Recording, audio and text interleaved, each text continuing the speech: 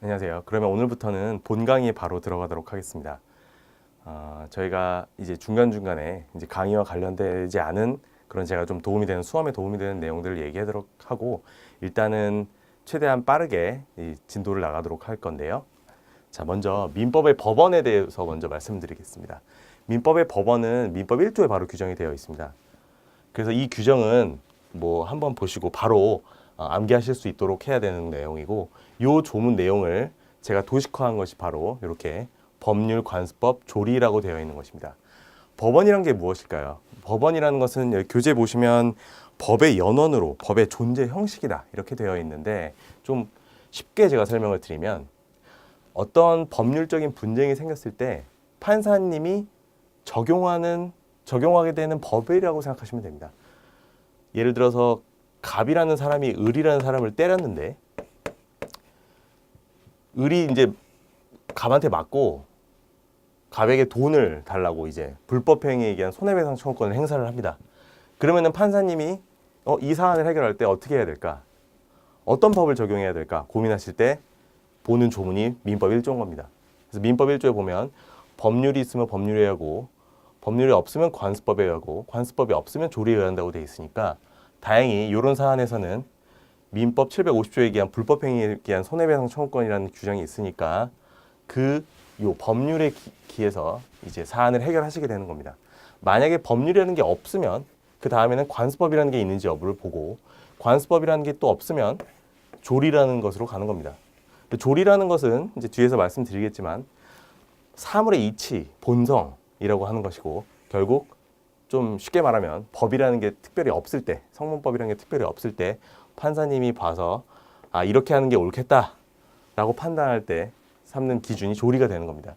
그래서 우리 성문법상으로는 신의칙이라는 규정이 있죠. 민법 2조에 바로 1조 뒤에 있는 2조에 규정되어 있는 조항인데 이 신의칙 조항은 어떻게 보면 눈에 보이는 법률 조항이긴 하지만 실질적으로는 그 내용이 조리의 내용을 담고 있어서 법원에서도 그 조리와 신의칙을 조금 혼용해서 사용하고 있습니다. 그 용어를 제가 뒤에서 그 자세한 내용을 설명드리겠습니다.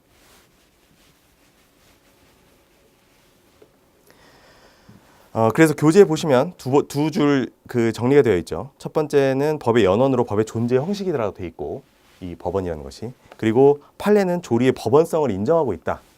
조리의 법원성을 당연히 인정하고 있죠. 조리에 의한다고 되어 있으니까. 그리고 신의칙의 규범성을 인정하고 있다. 이건 이제 뒤에서 말씀드리겠지만 신의칙도 법원성이 긍정된다라는 판례가 있습니다.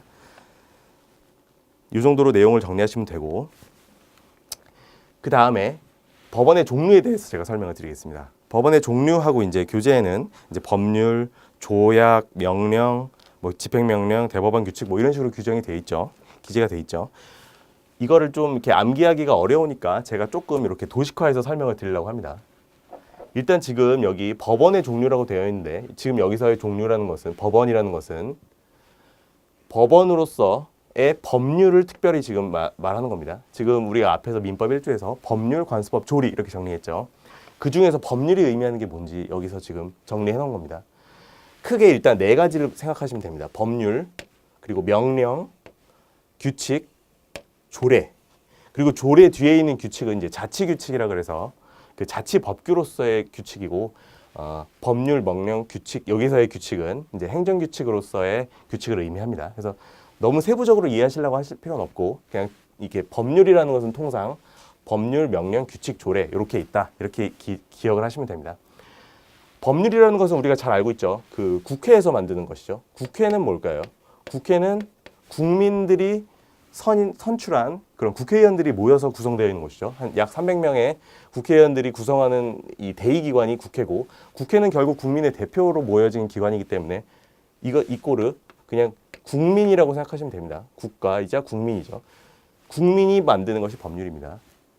명령은 뭘까요? 명령은 우리가 보통 이제 법률이라는 것을 한번 조항을 찾아보면 어떠한 법률이 있고 그 밑에 어떠한 시행령이 있고 어떠한 시행 규칙이 있습니다. 보통 이렇게 3단으로 체계가 구성이 되어 있는데 이때 시행령과 시행 규칙을 합쳐서 법규 명령으로서의 명령이라고 합니다.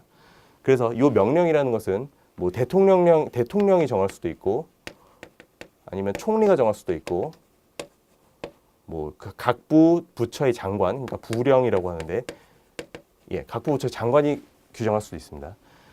결국 그 국회, 국민이 직접 규정하는 건 아니지만 이제 국회의 수권을 받아서 이런 행정각부의 그 수장들이 정하는 규정을 정하는 겁니다. 그러니까 법률에서 대강의 내용을 정하면 그 세부적인 내용은 이 법률에 다 규정할 수 없으니까 이제 아래로 수권을 해서 시행령과 시행규칙으로 이제 이렇게 규정을 하는 겁니다.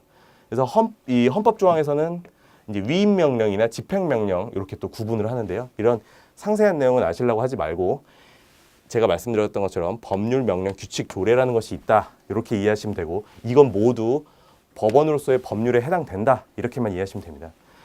여기서 조금 제가 기억을 하셔야 되는 부분은 노란색으로 좀 표시를 해뒀는데 지금 방금 시행령, 시행규칙 말씀드렸고 조례도 설명드렸습니다. 그러면은 조약이랑 일반적으로 승인된 국제법규라는 것이 있습니다. 이 헌법 6조를 한번 나중에 찾아보시면 알 텐데 조약, 국가 간에 우리가 한국이랑 뭐 미국이랑 조약을 체결했다. 그러면 그 효력은 법률이랑 동일합니다. 그래서 제가 이렇게 해둔 것이고 그다음에 일반적으로 승인된 국제법규라는 것도 역시 법률과 동일하고요. 그다음에 긴급명령, 긴급 재정경제명령이라는 것이 있는데 대통령이 이제 내리게 되는 것인데 헌법 76조를 보시면 이거 역시 법률과 동일한 효력을 가진다고 규정이 되어 있습니다.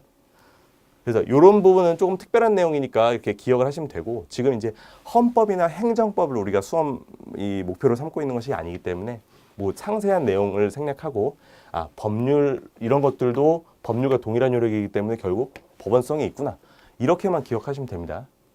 그래서 이 정도만 아시고 이건 참고삼아 기억하시고 교재에 있는 내용 한번 쓱 보신 다음에 우리가 눈으로 볼 수 있게 제정되어 있는 법률 내지는 명령, 규칙, 조례 이런 것들은 모두 법원성이 있다 이렇게 기억하시면 됩니다.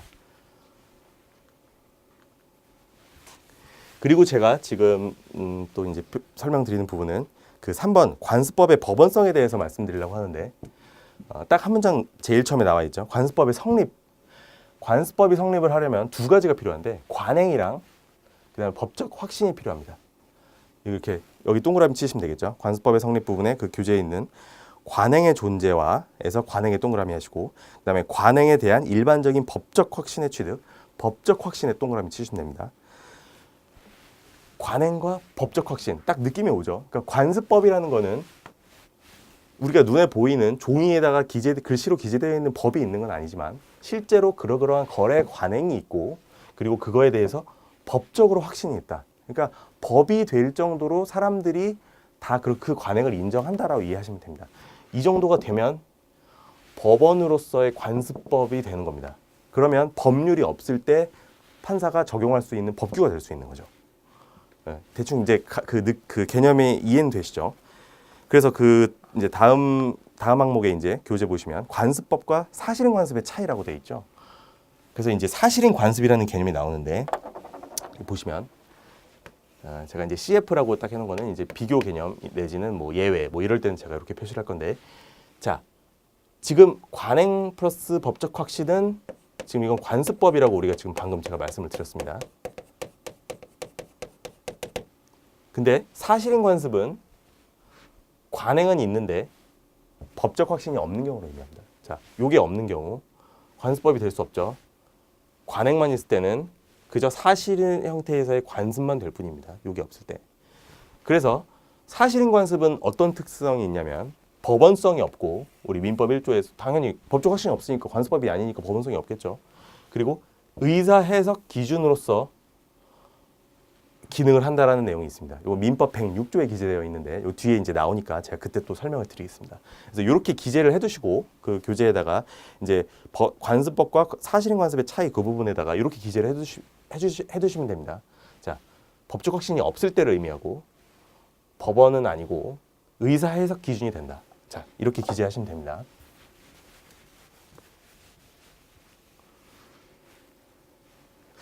교재 한번 보겠습니다. 자, 이 이해를 하신 상태에서 한번 읽어볼게요. 관습법이나 사회의 거듭된 관행으로 생성된 사회생활 규범이 법적 확신과 인식에 의해서 법적 규범으로 승인 강행되기에 이른 것이다.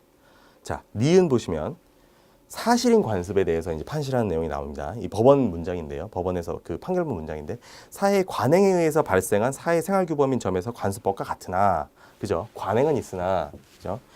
법적 확신이나 인식에 의하여 법적 규범으로서 승인된 정도에는 이르지 않은 것이다. 요 법적 확신은 없는 것이다. 이런 개념이죠. 그 다음에 이제 법적 효력을 보시면 거기 나옵니다. 기업 관습법은 맨 끝에 보시면 법칙으로서 효력이 있는 것이고, 그리고 사실인 관습은 자 뒤에 보시면 단순한 관행으로서 당사자의 의사를 보충한다. 당사자의 의사를 보충하는 의사 해석 기준으로서만 기능한다는 얘기입니다. 자 이것도 이 문장 그냥 그 자체가 법원 판결문 문장이기 때문에 바로 암기를 하셔야 되고요.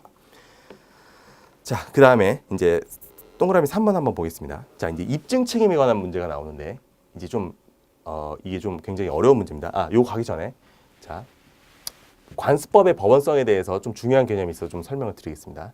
자, 여기 보시면 그 2번 법적 효력 부분에 관습법, 기업 관습법이란 법령에 저촉되지 않는 한 법칙으로서 효력이 있다. 이렇게 규정이 되어 있죠. 법령에 저촉되지 않는 한이라는 것은 다르게 말하면 제가 여기 기재한 부분입니다. 헌법을 최상위 규범으로 하는 전체 법 질서에 어긋나지 않는 한이라고 이해하시면 됩니다.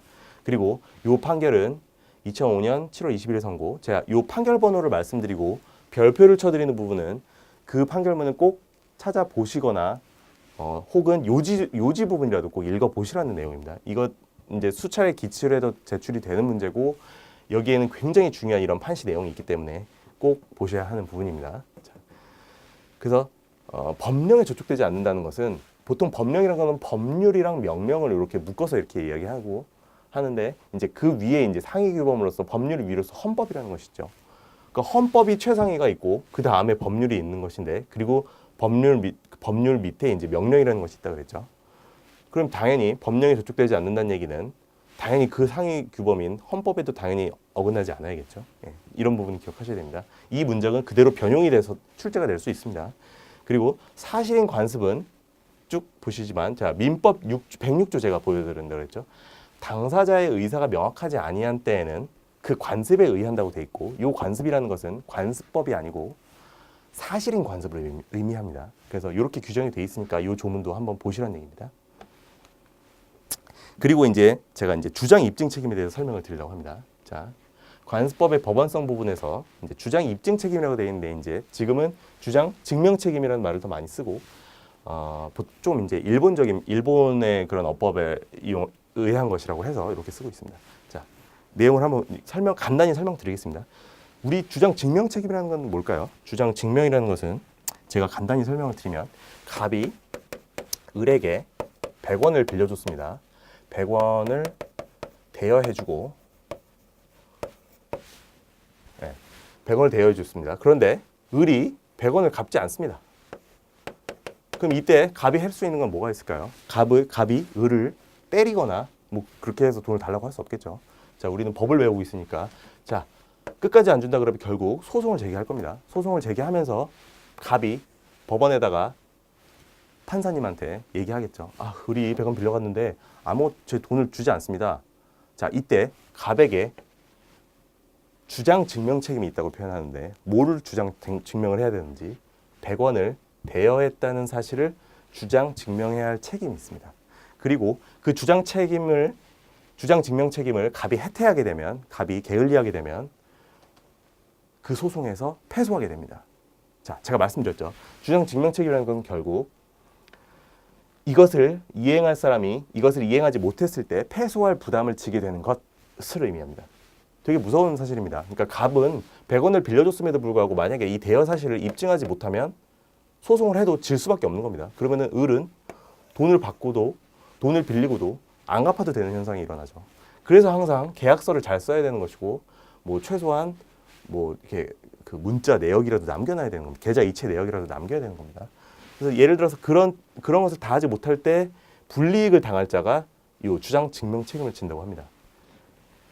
굉장히 중요한 내용이고 주장 증명 책임에 대해서는 수험에서도 굉장히 많이 출제되고 있기 때문에 그 개념을 간단히나마 잘 이해하고 계셔야 됩니다.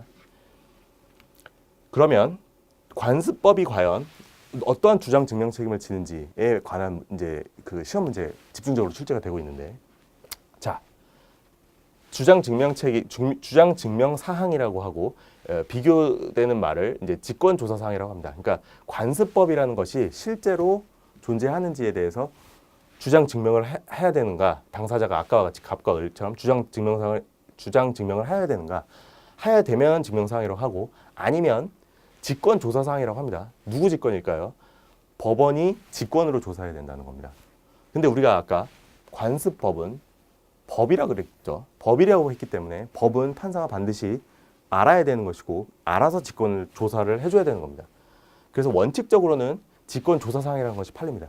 근데 그리고 사실인 관습은 이에 비해서 법이 아니기 때문에 판사가 모른다는 것을 전제로 당사자가 주장 증명해야 된다는 것이 판례고요.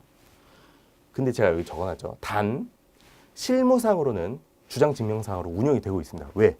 관습법이라는 것도 결국 눈에 보이는 서면으로 써 있는 것이 아니기 때문에 판사가 신이 아닌 이상 다 모릅니다. 그 거래 관행을 다 모르기 때문에 당사자들이 실질적으로는 주장 증명을 해야 된다.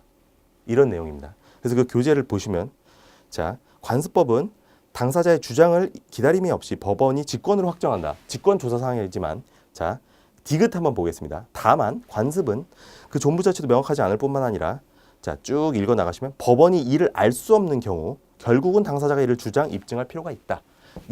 이 자체가 지금 법원에 나온 문장이기 때문에 이대로 그냥 숙지하시면 됩니다. 그리고 그 위에 니은 사실인 관습의 경우에는 주장 증명 사항이다 라고 규정이 되어 있죠. 그리고 그 다음 관습법과 사실인 관습의 효력 범위에 대해서 설명을 드리겠습니다. 그 개념을 이해하기 위해서는 먼저 임의 규정과 강행 규정의 개념을 이해를 하셔야 됩니다.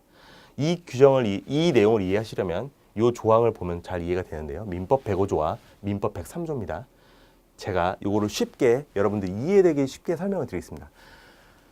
강행 규정이라는 것은 법이 민법에서 어떤 법이든 강행 규정이라는 것이 있고 임의 규정이라는 것이 있는데 어떻게든 지켰으면 하는 것. 그러니까 사람들이 반드시 이 규정을 지켰으면 하는 것은 강행 규정이라고 하고 뭐 규정을 정해놓았지만 민법 조항을 정해놨지만 사람들이 반드시 여기에 구속될 필요는 없고 당사자들 합의해서 임의로 적용을 배제시킬 수 있으면 그걸 임의 규정이라고 합니다. 그래서 예를 들어서 민법 조항 중에 그 이자 있는 채권의 경우라고 있습니다. 그래서 돈을 보통 빌려줄 때 이자를 받도록 이렇게 규정을 하죠. 근데 이자를 만약에 정하지 않고 그냥 야 이자는 주는데 내가 얼마 빌려줄게, 뭐 100원을 빌려줄게, 이자는 알아서 줘 라고 정했을 때 그때 연 오픈을 지급하도록 법이 이제 규정이 되어 있는데 이제 문헌상으로 연 5분이라고 되어 있죠. 이거는 5%를 의미합니다. 이런 조항은 임의 규정입니다. 내가 돈을 빌려줄 때 친구들한테 나는 친구 친하니까 친한 사이니까 넌 3%만 줘. 아니면은 난 넌 별로 친하지 않고 모르는 사람인데 내가 큰 돈 빌려주니까 너는 연 10%를 내라. 이렇게 정할 수 있는 겁니다. 법에서 5%라고 정했다고 하더라도 당사자들의 의사가 우선하는 영역, 그게 바로 임의 규정이고 강행 규정은 이렇게 당사자가 임의로 할 수 없는 영역을 강행 규정이라고 합니다. 네, 그 내용은 이제 제가 차후에 그 사례 같은 것들은 뒤에서 잘 설명을 드리겠습니다. 그래서 이런 임의 규정과 강행 규정의 개념을 이해를 하시고 한번 기억부터 읽어 나가 보도록 하겠습니다. 자, 사실인 관습은 사적 자치가 인정되는 분야. 자, 사적 자치라는 게 당사자가 의사로 이렇게 막 다른 내용을 하기로 약정하는 걸 얘기합니다. 그 분야의 재정법이 주로 임의 규정인 경우, 지금 제가 설명드린 거죠. 이때는 법률행위의 해석 기준으로서 또는 의사를 보충하는 기능으로서 이를 재판의 자료를 할 수 있다. 그러니까 사실인 관습 같은 경우는 임의 규정을 개폐할 수 있는 효력이 있다는 겁니다. 그리고 니은 같은 경우 보시면 자, 주로 강행 규정일 경우에는 강행 규정 자체의 결함이 있거나 그 스스로 관습에 따라 유임한 경우 등 이외에는 법적 효력을 부여할 수 없다. 자, 강행 규정 분야에 있어서는 그 관습이 그 규정을 이길 수가 없다는 얘기입니다. 쉽게 생각하시면.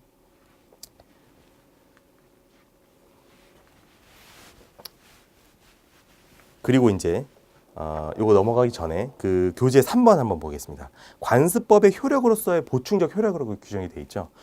거기 보시면 건전 가정의례 준칙 13조 규정과 배치되는 쭉 해서 어디에 밑줄을 치셔야 되냐면 관습법의 재정법에 대한 여루적 보충적 성격이라고 되어 있어요. 여루 동그라미 치시고 보충 동그라미 치십시오. 자, 이 얘기는 뭐냐? 관습법이 재정법보다 차후에 적용되는 법률이라는 얘기입니다. 우리 아까 제일 처음에 제가 그림 그려드렸을 때 법원의 의의 부분에 법률 관습법 조리라고 했죠. 그게 대등하게 적용될 수 있는 게 아니고 법률이 먼저 적용되고 그 다음에 열후적으로 관습법이 적용되고 그 다음에 열후적으로 조리가 적용된다. 이런 얘기를 판시한 겁니다. 그래서 요거는 판례 문구니까 요 열후적 보충적이라는 표현은 기억을 해두십시오. 이 지문 자체 그대로 출제가 될 수 있습니다. 자, 그 다음에 조리의 법원성에 대해서 한번 설명을 드리겠습니다. 자, 요 헌법재판소 판례인데요. 대법원 판례는 아니고 헌법재판소 판례인데 주로 이제 수험 공부하실 때도 요런 것도 출제될 수 있는 문구이기 때문에 헌법재판소도 이제 유권 해석으로서 굉장히 구속력이 있기 때문에 기억을 하셔야 됩니다. 여기 보시면 제가 밑줄 친 부분만 보십시오. 조리와 시인의 측에 반하는 것이며라고 얘기하고 있죠. 우리가 알고 있는 조리라는 것은 명문법에 규정이 되어 있지 않은 그 관습법 다음에 법원인데 여기 신의 측이랑 같이 묶어서 설명하고 있죠. 신의 측은 민법 2조에 의해서 규정되고 있는 것이죠. 근데 그 내용상으로는 굉장히 비슷한 뭐 정의, 사물의 이치 뭐 이런 개념을 담고 있기 때문에 이렇게 같이 묶어서 설명을 하고 법원성을 모두 인정하고 있다. 이렇게 기억을 하시면 됩니다. 그래서 조리란 사물의 본성, 교재 보시면 사물의 본질적 법칙, 일반 법칙, 이성에 의해서 생각하는 규범으로 조리의 법원성을 긍정하는 것이 판례다. 이렇게 기억을 하시면 됩니다. 자, 그 다음에 이 정도로 넘어가고요. 민법의 이제 효력 범위 중에서 시간적 효력, 사람의 효력, 장소에 관한 효력에 대해서 설명을 드리려고 합니다. 그래서 먼저 시간에 대한 효력을 먼저 보시면 자, 거기 교재에 있는 부분을 조금 제가 도식화한 겁니다. 법률 소급이라는 것이 있고 법률 불소급이라는 것이 있습니다. 소급이라는 것은 어떤 시점에 있어서 이때가 만약에 무슨 사건이 발생한 시점이고 그러면 이 사건이 발생했을 때 그 당시에 있던 법을 그 당시의 법을 적용하게 되는데 행위시 법을 적용하게 되는데 만약에 이때 이제 법률 개정이 있었다고 한번 법률 제정 또는 개정이 있었다고 하겠습니다. 그러면 이 시점은 법률이 개정된 시점은 이전에 있었던 사건에 대해서 이 법률이 적용이 될 수 있는지의 문제입니다. 그래서 이게 적용이 될 수 있다고 하면 소급이라고 하고 안 된다고 하면 불소급이라고 하는 겁니다. 자, 법률을 불소급한다라는 걸 해놓고 제가 법적 안정성에다 체크를 해놨죠. 왜? 법률을 행했을 때는 내가 이런 법이 있을지 몰라서 그런 법이 없을 줄 알고 내가 어떤 행동을 했는데 나중에 어떤 법률이 생겨서 내 행위가 만약에 문제가 있었다. 이런 식으로 하게 되면 사람들의 예측 가능성 내지는 법적 안정성을 해치는 측면이 있겠죠. 그래서 원칙적으로는 법률을 불소급한다라는 것이 원칙이고 지금 이 부칙 단서에 이제 규정이 돼 있습니다. 제가 원칙이라고 한 표현은 한번 여기서 보시면 자, 부칙 2조 규정을 한번 제가 이렇게 정리를 해봤습니다. 본법은 특별한 규정이 있는 경우 외에는 본법 시행일 전의 사항에 대해서도 이를 적용한다. 이게 시행이 된 시점이라고 했을 때 본법 시행 전에 있었던 사항에 대해서도 이를 적용한다고 되어 있습니다. 그럼 이것은 본문의 얘기입니다. 소급의 얘기입니다. 소급을 한다는 얘기는 이제 법적 안정성과 대비되는 개념은 정의라는 개념인데 그 문제를 반드시 정의롭게 해결하기 위해서 이제 그렇게 기억을 하시면 됩니다. 그렇게 해서는 이제 소급을 인정을 하는 것이고 그러나 뒤에 단서 부분 보시면 이미 국법에 의해 생긴 효력에는 영향을 미치지 않는다. 자, 이 신법은 이 본문 규정은 이걸 이제 본문이라고 하고 이렇게 다음 문장을 할 때는 이제 단서라고 하는데 이게 이제 본문이죠. 본문 같은 경우는 법률이 시행되는 것을 예정한 겁니다. 그러니까 예전에 이걸 규율할 법률이 없을 때는 이 시행법이 소급할 수 있다고 얘기하는 거고 그 단서는 이 국법이 만약에 이것을 규율하고 있었는데 신법이 만약에 나온다 하더라도 이게 그 국법이 적용하던 그 부분을 침해할 수는 없다라는 겁니다. 그래서 본문은 법률 소급 적용을 규정한 것이고 단서는 법률 불소급을 규정한 것이다. 이렇게 기억을 하시면 됩니다. 그래서 그렇게 이해를 하시고 한번 그 교재를 한번 읽어보시면 자, 1번 법률은 효력이 발생할 때 이후 발생한 사항에 관해서만 적용한다. 이게 불소급의 원칙을 의미하는 거죠. 근데 민법 부칙 2조 해놓고 여기 지금 기재되어 있는 것은 이 단서를 규정해놨죠. 민법 2조하고 땡땡 하신 다음에 이 내용을 적어주십시오. 본법은 특별한 규정이 있는 경우 외에는 본법 시행일 전의 사항에 대하여도 이를 적용한다. 예. 그러니까 이 부분은 법률 소급적인 성격이 있다라는 것을 기억을 하셔야 됩니다. 기재를 하시고 그다음 판례를 한번 보겠습니다. 판례 부분이 자, 그 어디에 밑줄을 치셔야 되냐면 맨 두 번째 줄 민법 부칙 제2조 본문 규정에 의해서 본문에 동그라미 치시고 본문은 뭐였죠? 소급한다는 거죠. 자, 앞에 읽어보겠습니다. 민법 시행 전에 관습법상 혼인 무효 사유가 있었습니다. 그 사유가 민법이 정한 그 다음에 그러니까 어떤 무효 사유가 있었던 관습법상 무효 사유가 있었던 혼인이 있었고 그리고 민법이 시행이 된 겁니다. 그러면은 그때 민법이 정한 무효 사유에 해당하지 않는 한 민법 규칙 2조 규정에 의해서 이 민법 규칙이 그대로 시행 전 그 법이 시행되기 전의 사항을 규율하겠다는 얘기입니다. 그래서 유효하다. 무효사유에 해당하지 않으니까 여기에 있는 무효사유에 해당하지 않기 때문에 유효하다라는 건 법이 적용이 됐다는 얘기죠. 예, 이 문장 한번 기억해 보시고 시간 나시면 그 판례 번호에 따라서 판례도 한번 찾아보시기 바랍니다. 그리고 자 넘어가기 전에 일단 사람에 대한 효력을 먼저 설명을 드리면 일단 속인주의, 속지주의 이렇게 규정이 돼 있죠. 속인주의, 속지주의라는 것은 뭘까요?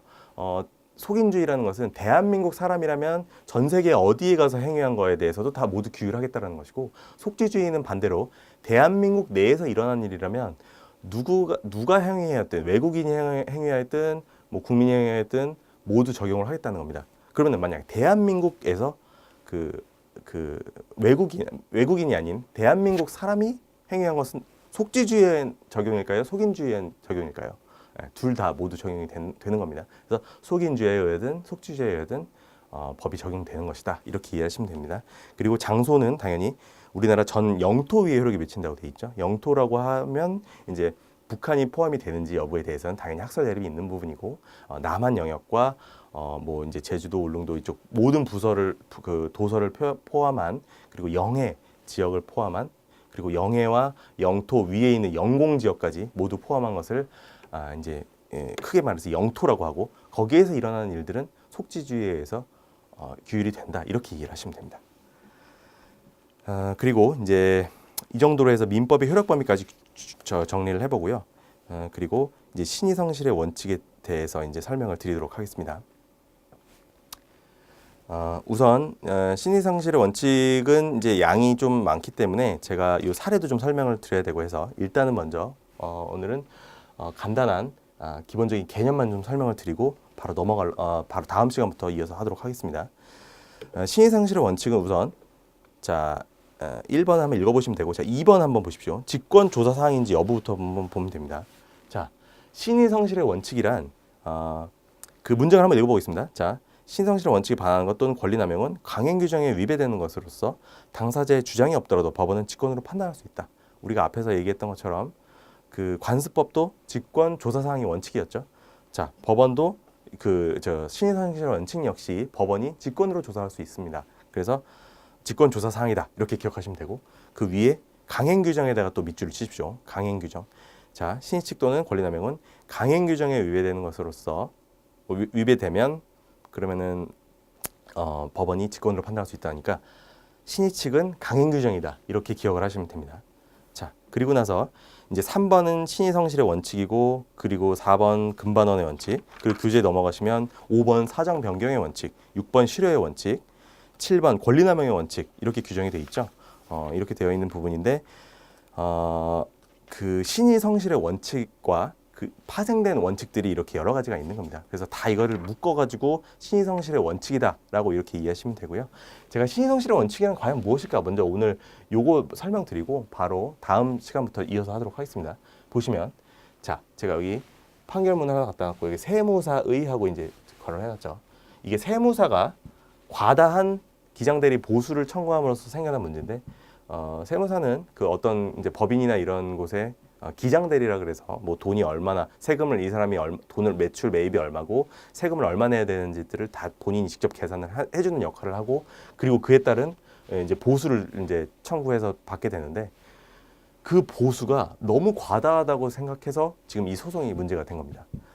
그러니까 예를 들어서 뭐 한 보통 기장대리를 하고 예를 들어서 뭐 20만 원을 내가 청구를 해야 되는 통상적으로는 20만 원 청구하는데 이 세무사는 예를 들어서 뭐 1,000만 원을 청구했다고 가정을 해볼게요.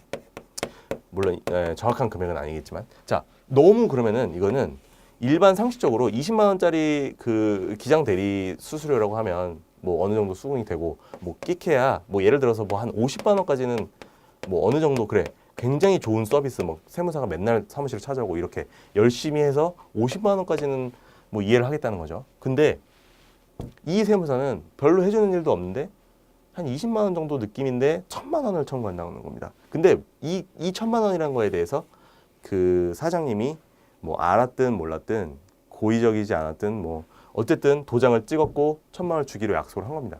근데 이제 나중에 뭐 주변 사람들한테 물어보니까 1,000만 원은 너무 과다한 거 아니냐, 이제 이런 얘기가 있어서 소송이 되는 거죠. 근데 법으로 따져보면 계약을 했고 사람이 도장을 찍었고 구속하기로 했으면은 민법 규정, 법원상 그 법률 규정에 따르면 세무기장 대리가 체결됐기 때문에 이거는 어떻게 피할 수가 없는 겁니다. 1,000만 원 무조건 주도록 구속이 돼야 되는데 아무리 생각해도 너무 과다하는 거죠. 판사님이 봤을 때. 그랬을 때 조리 또는 신의 측에 따라서 이거를 깎겠다라는 얘기입니다. 읽어보시면 신의성실 원칙이나 형평의 원칙에 반하는 특별한 사정이 있는 경우에는 예외적으로 상당하다고 인정되는 범위 내의 보수액만 청구할 수 있다. 이런 경우에 신의 측이 적용이 돼서 이 금액을 합리적으로 뭐 예를 들어서 뭐 50만 원이 50만 원, 20만 원, 20만 원 이렇게 깎는 데 사용되는 법원으로서 역할을 하는 겁니다. 그것이 신의 측의 원칙이라고 생각하시면 됩니다. 신의성실의 원칙. 줄여서 이제 신의 측이라고 얘기합니다. 그래서 오늘은 이렇게 그냥 신의 측의 개념에 대해서 설명을 드리고 바로 이어서 이제 다음 시간부터는 그 파생된 원칙들과 판례 설명 이렇게 이어서 나가도록 하겠습니다. 네, 감사합니다.